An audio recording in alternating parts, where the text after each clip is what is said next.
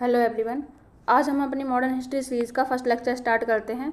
सबसे पहले हम देखते हैं कि हमको आखिर पढ़ना क्या क्या है अपने मॉडर्न हिस्ट्री सिलेबस में। तो सबसे पहले एडवेंट ऑफ यूरोपियंस ये देखेंगे और किस तरीके से जो ब्रिटिश पावर है वो हमारे इंडिया में एक्सपेंशन करती हैं और उनका कैसे कंसोलिडेशन होता है वो देखेंगे। 1857 रिवोल्ट के पहले कुछ पीजेंट्स मूवमेंट और ट्राइबल रिवोल्ट्स वगैरह होते हैं, उनको पढ़ना पड़ता है। इनफैक्ट ये बहुत इंपॉर्टेंट टॉपिक है क्योंकि यहाँ से बहुत क्वेश्चंस निकल के आए हैं आपके DSSB में। 1857 का रिवोल्ट पढ़ेंगे। इसके बाद जो हमारी कांग्रेस बनती है 1885 में वो देखेंगे। और 1905 से 1909 यहाँ पे मॉडरेट्स का टाइम पीरियड चलता है हमारा, वो सब देखेंगे। उसके बाद रेवोल्यूशनरी एक्टिविटी जो 1970 तक रहती है इन जनरल। यहाँ से हमारी मॉडर्न हिस्ट्री का सिलेबस बहुत इंपॉर्टेंट हो जाता है क्योंकि इमरजेंस ऑफ गांधी के बाद से बहुत सारे क्वेश्चंस निकल के आते हैं। तो इमरजेंस ऑफ गांधी के बाद non cooperation movement, civil disobedience movement, round table conference, Simon commission और किस तरीके से पाकिस्तान की डिमांड निकलती है वो सब देखेंगे। और जो हमारी फाइनल इंडिपेंडेंस है वो सब देखेंगे। लेकिन जो मेजोरिटी ऑफ क्वेश्चंस आपके DSSB ASO एग्जाम में आए हैं वो आए हैं सोशियो रिलीजियस रिफॉर्म मूवमेंट्स से। जो बहुत सारे हमारे एक्ट हैं ना, जो हमने ऑलरेडी आपको पॉलिटी में पढ़ा दिए हैं, जैसे कि चार्टर एक्ट्स वगैरह हो गया, इंडियन इंडिपेंडेंस हो गया, गवर्नमेंट ऑफ इंडिया एक्ट 1935 हो गया। इन सब से क्वेश्चंस बहुत आए हैं कि कौन से एक्ट में क्या है, इन सब से क्वेश्चंस बहुत आए हैं। अभी तो ये हमने पॉलिटी में करवा दिया है, लेकिन अब हमें ये देखना है कि कोई जो पर्टिकुलर एक्ट वगैरह है, जैसे कि गैगिंग एक्ट है, तो ये गैगिंग एक्ट कौन सा गवर्नर लाया, कौन सा वायसराय लाया, इस तरीके से हमको पढ़ना है। तो इन दोनों टॉपिक से बहुत क्वेश्चंस निकल गया है। और फिर हमें अपने कुछ न्यूज़पेपर देखने हैं। एक जो हमने पीजेंट मूवमेंट वाला बताया था, peasant movement and tribal revolts, उससे ही बहुत भर भर के क्वेश्चन निकला है। मतलब आपके इन तीन चारों टॉपिक से बहुत क्वेश्चन निकल के आए हैं, तो हमें इन सब टॉपिक पे ज़्यादा ध्यान देना है। 1757 से 1947 तक का टाइम पीरियड हमें बहुत ज़्यादा याद रखना पड़ता है क्योंकि यहाँ से ही मेन हमारी मॉडर्न हिस्ट्री स्टार्ट होती है और बहुत क्वेश्चन निकल के आते हैं। तो बिना टाइम वेस्ट किए हुए अपना सबसे पहला चैप्टर देखते हैं, advent of Europeans in India. Europeans में सब आ जाते हैं, Portuguese, Dutch, English, Danes, French, जो भी हमारे इंडिया में आए हुए हैं। सबसे पहले बहुत सारे क्वेश्चन है वो सब इसी टेबल से निकल के आ जाते हैं। हम देखते हैं कि कब कौन सी कंपनी आई, कहाँ पर उन्होंने हेडक्वार्टर बनाया, कहाँ उन्होंने पहली फैक्ट्री बनाई। और ये डिपार्चर और ट्रेडिंग सेंटर इतना इंपॉर्टेंट नहीं है, बट फर्स्ट फैक्ट्री कहाँ बनाई, हेडक्वार्टर कहाँ तक, कब कौन सी कंपनी, ये बहुत इंपॉर्टेंट है। तो सबसे पहले जो कंपनी आई थी वो थी पुर्तगीज। इनफैक्ट सबसे बाद में जाने वाली भी कंपनी कौन थी, पुर्तगीज ईस्ट इंडिया कंपनी। तो ये क्वेश्चन पूछ लेते हैं, कब आई पुर्तगीज ईस्ट इंडिया कंपनी? 1498 में आई, मतलब 15th सेंचुरी में आई, लेट 15th सेंचुरी में। इन्होंने अपना हेडक्वार्टर गोवा को बनाया। और कब गए गोवा छोड़ के? 1961 में गए। पहली फैक्ट्री इन्होंने 1500 में कैलीकट में बना, मतलब 2 साल बाद ही इनकी पहली फैक्ट्री कैलीकट में बन गई। इसको कैसे याद रखेंगे? कैट कहाँ चली? पोर्ट। कैट कहाँ चली? पोर्ट। पोर्ट पर कैट है। दूसरा, डच लोग, डच किनको कहते हैं? जो नीदरलैंड से आए होते। ये लोग इंडिया में 1602 में आए थे। हेडक्वार्टर इन्होंने पुलिकट बनाया। ये लोग इंडिया से 1825 में चले गए थे। इन्होंने अपनी पहली फैक्ट्री 1605 में मसूलीपट्टनम में बनाई। इंग्लिश ईस्ट इंडिया कंपनी ने अपना हेडक्वार्टर कलकत्ता में बनाया, बाद में लोग दिल्ली शिफ्ट हो गए। इनका सबको पता है कि ये 1600 में अपने कंट्री में आए थे। 1947 में इंडिया को इंडिपेंडेंस मिल गई थी ब्रिटिश लोगों से। इन लोगों ने पहली फैक्ट्री मसूलीपट्टनम में बनाई 1611 में, और सूरत में जो परमानेंट फैक्ट्री बनी थी वो 1613 में बनी थी। डेनिश ईस्ट इंडिया कंपनी जो है वो 1616 में आई। इन लोगों ने अपना हेडक्वार्टर ट्रैंकोवर में बनाया। इनफैक्ट जो फर्स्ट फैक्ट्री है वो भी ट्रैंकोवर में बनाई। ट्रैंकोवर कहाँ है? तांजोर के पास है। और ये लोग ज़्यादा कुछ किए नहीं इंडिया में, अपना जो भी पोजीशन था इनका इंडिया में वो सब कुछ 1845 में ये ब्रिटिश लोगों को बेच के चले गए। सबसे लास्ट में फ्रेंच ईस्ट इंडिया कंपनी आई, 1664 में आई। इन लोगों ने अपना हेडक्वार्टर पौंडीचेरी को बनाया। अच्छा, पौंडीचेरी के बारे में पता है क्या? पौंडीचेरी जो है वो 4 पार्ट से मिलकर बना है। कौन कौन से? माही, यनम, कराईकल और पौंडीचेरी खुद, जो कि 3 स्टेट्स में आता है। कौन कौन से? केरला हो गया हमारा, तमिलनाडु हो गया और आंध्र प्रदेश हो गया। इन 3 स्टेट में हमारे ये 4 पार्ट्स आते हैं, अगर किसी को नहीं पता है तो। फ्रेंच पौंडीचेरी से 1954 में गए। इन्होंने पहली फैक्ट्री 1668 में सूरत में बनाई। तो जो 2 ईस्ट इंडिया कंपनी थी जो इंडिपेंडेंस की बात गई वो कौन कौन सी थी? एक तो फ्रेंच ईस्ट इंडिया कंपनी जो कि 1954 में गई, और दूसरा पोर्तुगीज ईस्ट इंडिया कंपनी जो कि 1961 में गई। अब हम इनके बारे में थोड़ा थोड़ा डिटेल में पढ़ लेते हैं। सबसे पहले हम पोर्तुगीज़ के बारे में पढ़ेंगे। पोर्तुगीज में सबसे पहले कौन आया हमारे कंट्री में? वास्को डी गामा आया। वास्को डी गामा 1498 में इंडिया में सी रूट के थ्रू आए थे। तो वास्को डी गामा पहले यूरोपियन थे जो इंडिया तो आए, बट सी रूट से आए। सी रूट से आने वाले पहले यूरोपियन वास्को डी गामा थे। ये जो साउथ अफ्रीका में सदर्न टिप पे केप ऑफ गुड होप है उसको क्रॉस करके आए थे। आखिर इनको सी रूट से क्यों आना पड़ा था? क्योंकि जो ऑटोमन डायनेस्टी थी उन्होंने कॉन्स्टेंटिनोपल को कैप्चर कर लिया था और इसके वजह से जो इंडिया और यूरोप के बीच में ट्रेड होता था लैंड रूट के थ्रू, वो उन लोगों ने बंद कर दिया था। अब इसलिए यूरोपियंस को इंडिया से ट्रेड करने के लिए दूसरा कोई रास्ता ढूंढना पड़ा, क्योंकि इंडिया से उन लोगों को बहुत प्रॉफिट होता था बिजनेस करके। तो जो यूरोपियंस थे उनकी शिप वगैरह बहुत अच्छी थी, उन लोगों को नेविगेशन का भी आइडिया था कि कैसे नेविगेट करते हैं ओशियन वगैरह में। तो इस तरीके से वास्को डी गामा फिर सी रूट के थ्रू पहली बार इंडिया में 1498 में आए, ये पहले यूरोपियन बन गए ऐसे।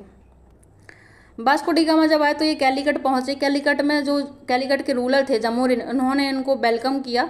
और जो वास्को डी गामा है ये इंडिया में कैलीकट में इनकी डेथ हो जाती है। ये 3 बार इंडिया को विजिट करते हैं। 1505 में जो वास्को डी गामा है इनको कोची में फैक्ट्री बनाने की परमिशन मिल जाती है। यहाँ पे फैक्ट्री का मतलब वो नहीं है जहाँ पे मैन्युफैक्चरिंग वगैरह होती है। यहाँ पे फैक्ट्री का मतलब सिर्फ वेयर हाउस के जैसे, जहाँ पे सामान रखा जाएगा जो भी इन लोगों को परचेज करना है, फिर बाद में लोडिंग होके ये यूरोपियन कंट्री में पहुँच जाता है। ठीक है, तो यहाँ पे सिर्फ सामान कुछ दिनों के लिए रखना है, वो ट्रेड के लिए, कोई चीज़ मैन्युफैक्चर नहीं होनी है। इंडिया में जो पहले पुर्तगीज के गवर्नर थे वो थे फ्रांसिस्को डी अल्मेडा। ये 1505 में इंडिया में आए। इनके बारे में एक बात याद रखना, क्योंकि ये बहुत क्वेश्चन पूछा जाता है एग्जाम में, कि जो ब्लू वाटर पॉलिसी थी वो फ्रांसिस्को डी अल्मेडा ने स्टार्ट की थी। इसको हम कार्टाज सिस्टम बोलते हैं। कार्टाज सिस्टम में क्या होता है, यहाँ पर शिप्स वगैरह पर टैक्स लगाया जाता है उनको प्रोटेक्शन देने के लिए। पायरेट्स वगैरह से जो फॉरेन शिप्स हैं उन पर अटैक कर देती हैं, तो सबसे प्रोटेक्ट करने के लिए शिप्स पर टैक्स लगाया जाता है। इसको हम बोलते हैं कार्टाज सिस्टम या ब्लू वाटर पॉलिसी। इंडिया में पोर्तुगीज के जो दूसरे गवर्नर थे वो थे अल्बुकर्क। अल्बुकर्क को पोर्तुगीज अथॉरिटी का रियल फाउंडर माना जाता है इंडिया में। क्यों? क्योंकि इन्होंने गोवा को कैप्चर कर लिया था जो बीजापुर के सुल्तान थे उनसे। कब? 1510 में कर लिया था। इसके बाद इन्होंने दमन, दीव और जो सालसेट एक जगह है नॉर्दर्न बॉम्बे में, उसको भी इन्होंने कैप्चर कर लिया था। उसके बाद इन्होंने हुगली और बसेन में फैक्ट्री भी इस्टेब्लिश की। तो इसलिए इनको क्या माना जाता है? Real founder of Portuguese authority. इसके बाद थर्ड इंपोर्टेंट गवर्नर आते हैं नीनो द कुन्हा। इन्होंने जो हेडक्वार्टर है वो कोची से शिफ्ट करके गोवा कर लिया था। कब? 1513 में। और इन्होंने बहादुर शाह थे जो गुजरात के, उनको किल कर दिया था 1537 में। बट जो इंपॉर्टेंट बात है वो यही याद रखना कि इन्होंने कैपिटल को गोवा शिफ्ट कर दिया था 1530 में। पुर्तगीज के आने से इंडिया में क्या क्या इम्पैक्ट हुआ? सबसे पहली बात, पुर्तगीज लोगों ने इंडिया में 1556 में प्रेस को इंट्रोड्यूस किया गोवा में। दूसरा, जो टोबैको, तम्बाकू है, पोटैटो, कैश्यू, पाइनएप्पल, इन सबको भी इंडिया में इंट्रोड्यूस पुर्तगीज लोगों ने किया। इसके पहले मतलब हमारे इंडिया में पोटैटो नहीं होते, जो आज के टाइम पे पोटैटो के बिना कुछ हो नहीं रहा है, ये पुर्तगीज लोग ही लेके आए थे। जो पुर्तगीज थे ये बाद में रिलीजियस ग्राउंड के बेसिस पर लोगों को किल करने लगे थे। ये लोग क्रिश्चियन मिशनरीज को भी आने के लिए अलाउ कर दिए इंडिया में। जो क्रिश्चियन मिशनरीज आए इन लोगों ने लोगों को कन्वर्ट करना स्टार्ट कर दिया। इसकी वजह से जो गोवा के लोकल पीपल थे उनके अंदर रिजेंटमेंट स्टार्ट हो गया है। अब हम पढ़ते हैं फ्रेंच ईस्ट इंडिया कंपनी के बारे में। सबसे पहले जो पौंडीचेरी वो किसने इस्टेब्लिश किया? फ्रांसिस मार्टिन ने किया 1673 में। पौंडीचेरी के बारे में हम बता दिए आपको। फ्रेंच ईस्ट इंडिया कंपनी और इंग्लिश ईस्ट इंडिया कंपनी के बीच में 3 कर्नाटिक वार हुए, जिससे डिसाइड हुआ कि आखिर इंडिया के ऊपर रूल कौन करेगा।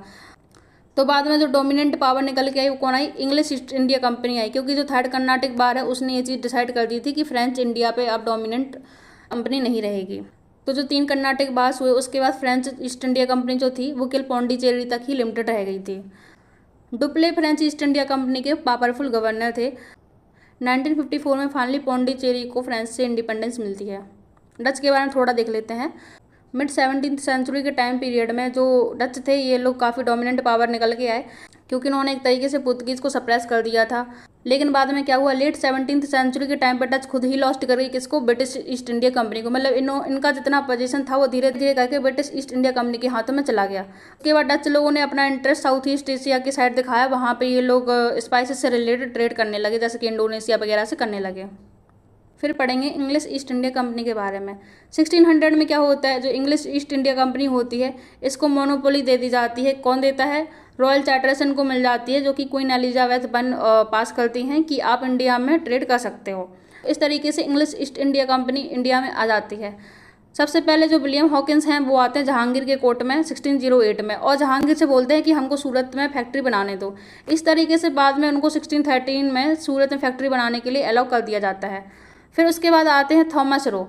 थॉमस रो आते हैं जहांगीर की कोर्ट में। वो बोलते क्या यार हॉकिंस, तुमने सिर्फ और सिर्फ सूरत में ही अपनी फैक्ट्री लगा पाई, अब मैं देखो जहांगीर से किस किस चीज़ की परमिशन लेता हूँ। उन्होंने बहुत जगह फैक्ट्री लगाने की परमिशन मांगी। जैसे कि आगरा, बंगाल, इन सब जगह पे 1615 से 1618 के बीच में। और थॉमस लो को फाइनली परमिशन मिल जाती है। इंग्लिश ईस्ट इंडिया कंपनी में थोड़ा और जैसे कि 1639 के पीरियड में सेंट जॉर्ज बना मद्रास में। 1661 के टाइम पीरियड में ब्रिटिश ईस्ट इंडिया कंपनी को बॉम्बे में लाया एज अ गिफ्ट। किसने दिया? वहाँ के जो ब्रिटिश के किंग थे चार्ल्स II, उनको डॉरी में मिला था, तो उन लोगों ने बाद में ब्रिटिश ईस्ट इंडिया कंपनी को दे दिया एज अ गिफ्ट। 1690 में कलकत्ता में फोर्ट विलियम बना। फिर 1717 में आता है फर्रुखसियार का फरमान, जो कि ईस्ट इंडिया कंपनी को अलाउ कर देता है कि आप बंगाल, बॉम्बे, मद्रास में फ्री ऑफ कस्टम ड्यूटी आप ट्रेड कर सकते हैं। आपको कोई टैक्स पे नहीं करना है। सिर्फ आप एक साल में जो भी एक फिक्स्ड अमाउंट उन लोगों ने तय किया होगा, आपको बस वही देना है। एक साल में एक बार आप वो पेमेंट दो, उसके बाद आपको जितना ट्रेड करना है बंगाल, बॉम्बे, मद्रास में, आप फ्री ऑफ कस्टम ड्यूटी कर सकते हैं। तो ये है हमारा इंग्लिश ईस्ट इंडिया कंपनी। अब हम अपने कुछ क्वेश्चंस देखते हैं। पहला क्वेश्चन है, कौन सी यूरोपियन पावर थी जो फर्स्ट टू कम और लास्ट टू गो थी? तो कौन सी थी? पुर्तगीज थी। सेकंड क्वेश्चन है कि पुर्तगीज अथॉरिटी का रियल फाउंडर किसको माना जाता है? तो किसको माना जाता है? अल्बुकर्क को। क्यों माना जाता है? क्योंकि उन्होंने गोवा को कैप्चर किया था किससे? बीजापुर सुल्तान से। नेक्स्ट क्वेश्चन है कि 1661 में इंग्लिश ईस्ट इंडिया कंपनी को जो बॉम्बे मिला था एज अ गिफ्ट, वो कौन से इंग्लिश किंग ने दिया था? किसने दिया था? चार्ल्स II ने दिया। नेक्स्ट है, ये बहुत इंपॉर्टेंट क्वेश्चन है, कई बार एग्जाम में पूछा भी गया है। जो ब्लू वाटर पॉलिसी है या काटा सिस्टम है, वो कौन लाया था? तो कौन लाया था? फ्रांसिस्को डी अल्मीडा लाया था। ये भी बहुत इंपॉर्टेंट क्वेश्चन है कि पहली बार गोवा में प्रिंटिंग प्रेस कब और किसने इंट्रोड्यूस की थी? तो किसने की थी? पोर्तुगीज ने की थी। कब की थी? 1556 में की थी। ये हमारे सारे आंसर दिए गए हैं यहाँ पे, जो भी हमने ऑब्जेक्टिव क्वेश्चंस देखे हैं। अब हमें नेक्स्ट लेक्चर में जो देखना है वो है कार्नाटिक वार्स। जो भी हमारे 3 कार्नाटिक वार्स हुए हैं उसके बारे में पढ़ना है। फिर बैटल पढ़ना है, battle of Plassey, battle of Buxar, ये दोनों चीज़ें देखना है। उसके बाद हमें एक्सपेंशन देखना है ब्रिटिश पावर का इंडिया में, जैसे कि उसमें पढ़ेंगे एंग्लो मैसूर वार, एंग्लो मराठा वार, ये सब हम पढ़ेंगे। तो अगर आपको वीडियो पसंद आती है तो please hit the like button. Thank you.